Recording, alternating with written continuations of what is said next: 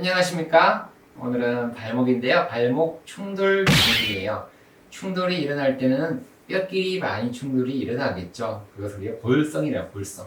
골성 충돌 증후군은 저번 영상에서 쭉 다뤄봤고, 오늘은요 영부조직, 바다를 벗어라 영부조직 충돌 증후군이에요.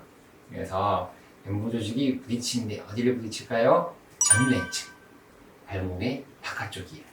이렇게 발목이 비골이 있죠. 그리고 여기는 경골이 있어요. 이쪽에서 부딪히는 거예요. 발목 바깥쪽에. 복숭아뼈 바깥쪽이에요. 다발성 발목 관절의 염자라고 그러죠.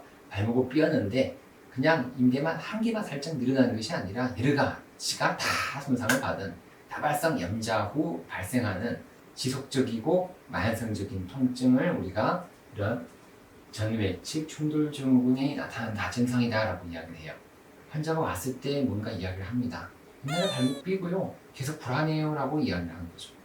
아, 그러면 고민됩니다. 이게 발목인지 팔인지 아니면 충돌 증후군인지 감별 진단 잘해야 되겠죠. 그래서 또 이야기를 하기를 발목 관절이 뭔가 약한 것 같아요. 약화, 무력감이라 무력감. 또 붓는 것도 있는데요. 흔하진 않아요. 여기가 딱 부어 있거든요. 부종이 있는데 이렇게 되면 쉽게 볼 수는 있겠죠. 근데 부종은 또 잘 없어요. 충돌 증후군이 흔하지는 않습니다. 그러니까 통증이 좀 이렇게 제가 말하는 거 보니까 애매모호하죠. 딱 이렇게 떨어지는 것이 아니라 또 위치가 명확하지가 않아요. 그래서 이게 발목의 전매측 충돌 증후군이 진단이 어려워요. 진단이 어려워요. 또 요 밑에 족근동이에요. 족근동. 그러니까 이 족근동 증후군도 감별 진단해야 되고요. 여기 또 경비인대 있죠. 경비인대. 이 경비인대 또 결합 부위도 이걸 감별 진단해야 돼요. 충돌의 위치에 따라서 족근동까지도 나타날 수도 있고 여기까지도 나타날 이 다거든요. 그러니까 어려워요, 진단이.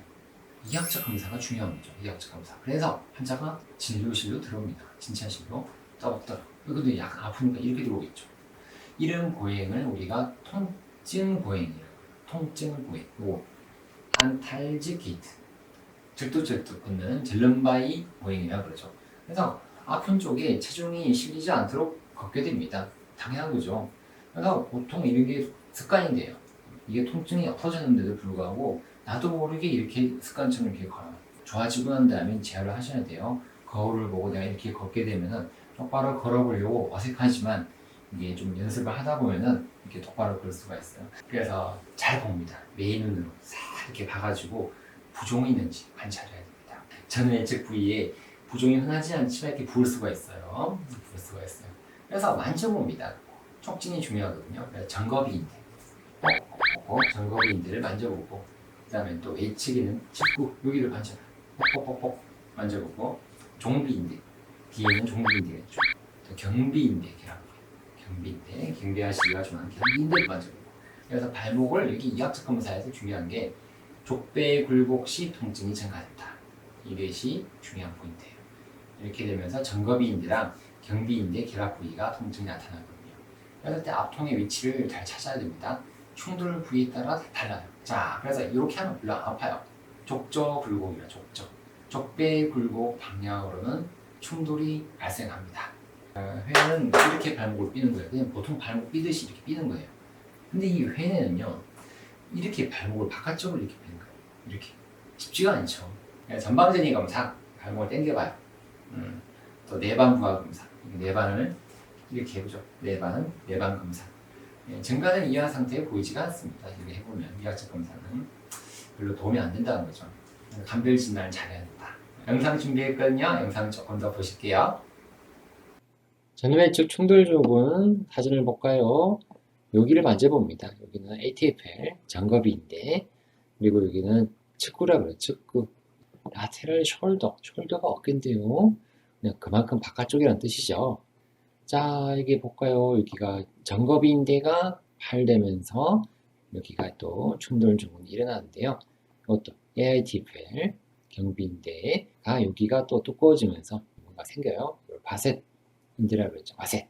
이런 것들이 다 이게 전매측 충돌 증후군이 일어나는 연부 조직이 됩니다. 그러면서 이렇게 이 공간이 안 좋아지게 돼요. 이거는 전외측부 공간이 되는데요. 자, 그래서 안 좋아지게 되면 이 부위가 이렇게 조금 깨끗해 보이죠? 여기는? 여기가 상당히 지저분해 보이죠? 그래서 전거비인대가 파열되고 활액막이 염증이 생겼어요. 염증이 생기게 되면 이게 이렇게 보이는데 MRI 보면 이렇게 안 좋아 보여. 이 전거비인대가 원래 까맣게 깨끗하게 보여야 되거든요. 근데 뭐 흐물흐물하죠. 활액막이 염증이 생겼습니다. 활액막염이라고 이야기하죠. 자, MRI 보니까 상당히 여기는 이제 급성기로 팍 파열이 되고 시간이 지나면서 두꺼워지게 돼요. 전거비인대가 두꺼워지고 딱딱해져요. 딱딱해져서 뽕뽕뽕뽕 부딪혀요. 그러면서 관절경으로 보면 뭔가 자라나 있죠. 이렇게 툭 튀어나와 있어. 이렇게 족뼈 굴고 하게 되면 요 툭 튀어나와 있는 것이 뼈 사이에 딱 걸리는 거예요. 싹둑 제거해주고 나면 이런 모양이 되고 이렇게 되면은 걸리지는 않겠죠. 그래서 연부조직 충돌 증후군은 수술해주면 결과가 좋겠죠. 자, 한 번 더 정의를 이야기하는데요. 전외측 충돌 증후군, 영어로는 안테로라테럴 임핀지먼트라고 합니다. 상대적으로 이렇게 좀 드물지만은 지속적으로 이제 다친 다음에 나타나는 통증이다. 반복적인 트라우마가 활액막에 섬유화를 나타나게 된다는 거죠. 그리고 또는 우리 바셋인데 바셋 문제가 될 수 있다는 거죠. 그래서 보면 바깥쪽에는 통증인데요. 그래서 이거는 프로네이션. 프로네이션 하면 아프게 됩니다. 회외. 주로 해외보다는 회내시 통증이 나타나게 됩니다. 회내예요. 자, 몰리 선생님이 2003년도에 이야기하신 건데요. 여기를 꼭꼭꼭 눌러봐라. 여기 족저 굴곡해서 눌러보고 또 쓱 이렇게 올려봅니다. 그래서 족배 굴곡해서 눌러보고 족배 굴곡해서 눌렀을 때 통증이 나타나면은 문제가 있더라. 왔다 갔다 해봅니다. 위로, 아래로, 위로, 아래로, 위로 하면서 꼭꼭꼭 눌렀을 때 통증이 나타나면 이거는 전외측 충돌 증후군, 연부조직 충돌 증후군이 되겠군요 라고 할 수 있죠. 팔리티브 사인입니다. 이렇게. 자, 이렇게 잘 눌러가야 돼요. 전거비인대 눌러보고요. 경비인대 눌러보고 척구 눌러보고 이렇게 눌러보는 거예요. 다 눌러봐야 돼요. 꼭꼭꼭꼭 자세히. 그랬을 때 족뼈에 굴곡했을 때 통증이 나타나는 뭐라고요? 전외측 충돌 증후군이다. 자, 영상 보니까 좀 이해되시죠? 바깥쪽이 아프면 전외측 충돌 증후군 한번 생각해 보시기 바랍니다. 오늘 영상이 마음에 드셨다 그러면 좋아요와 구독을 꼭 눌러주시면 감사하겠습니다. 오늘도 건강하고 행복한 하루 되십시오. 안녕히 계십시오.